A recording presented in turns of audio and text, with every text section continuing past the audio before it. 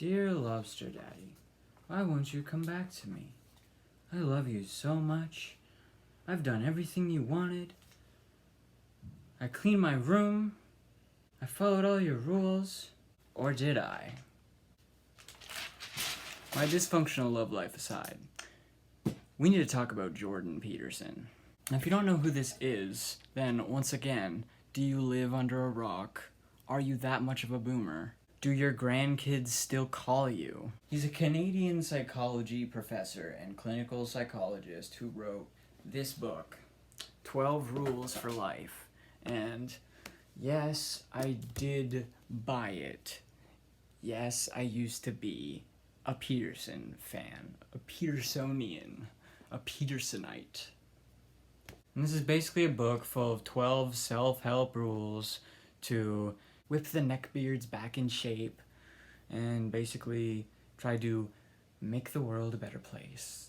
But it's very, very, very religiously infected, one might say. It's very loaded with God and Bible thumping. That's kind of part of Jordan Peterson's whole thing, is his own sort of unique interpretation of the Bible, and how basically like all of human history can be understood through this common narrative.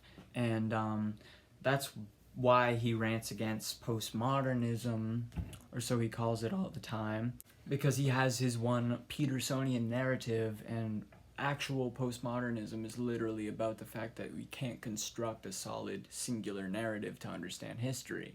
But all of that aside, one of the rules in the book, Rule 6, is set your house in perfect order before you criticize the world. Now, on first glance, like all of Peterson's little maxims, this sounds very innocent and commonsensical. Like, oh, don't point the finger if the finger should be pointed at you. It sounds basically like an antidote to hypocrisy. But everybody ends up being a hypocrite at the end of the day. And that's another video topic. But that's not actually what the rule is saying. It's saying set your house in perfect order before you criticize the world. Meaning, don't criticize things, because you're never gonna be perfect. You're never gonna clean your room spick and span and have it completely 100% perfect. What this rule is basically saying is like, don't protest. That's practically what it means. Because if you listen to Peterson and you listen to how he talks about this rule, what he's saying is like, this is pointed at the activists and people like me who critique things. The left. Now, perfection is a construct of an unattainable goal. So Peterson knows this, obviously. Peterson knows that perfection is not a thing, because like, duh, that's kind of intuitive. Nothing can be flawless in an objective sense. Peterson just wants you to work on yourself instead of the world. It's a hyper-individualist solution to all problems. He thinks every individual should just simply work on themselves, and then the world will magically become a better place. But then that's not even the point of the rule. The point of the rule is to keep you busy working on yourself, whatever the fuck that might mean, so that you don't try to point the finger at systemic issues.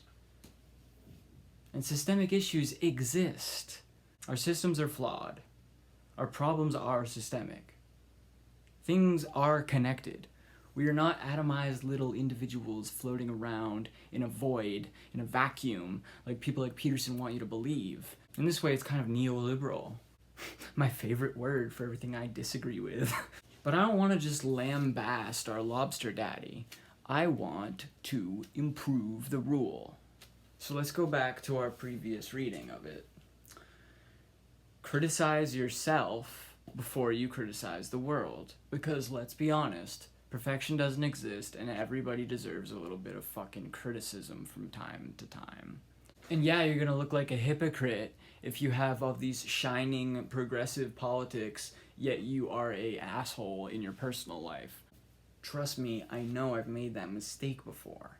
But with our new revised Petersonian rule, obviously you don't have to make everything fucking perfect before you make a criticism of society.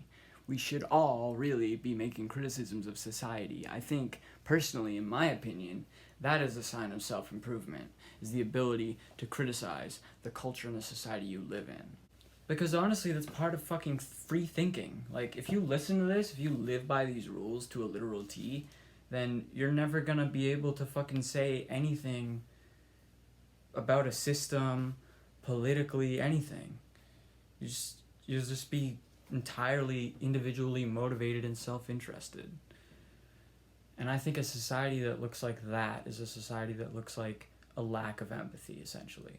I think the left's goal should be to reintroduce empathy into our society and our culture.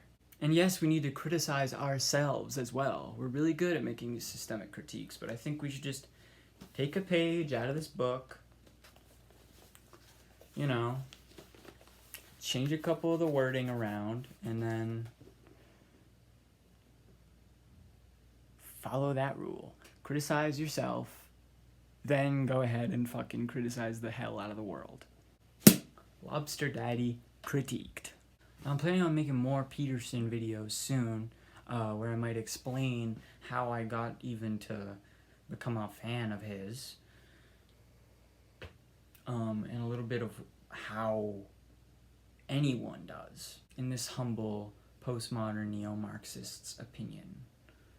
So go ahead and like and subscribe for that, and stay tuned for that. And if you want to debate me, then leave a comment. I won't shy away from anything. Love you, daddies.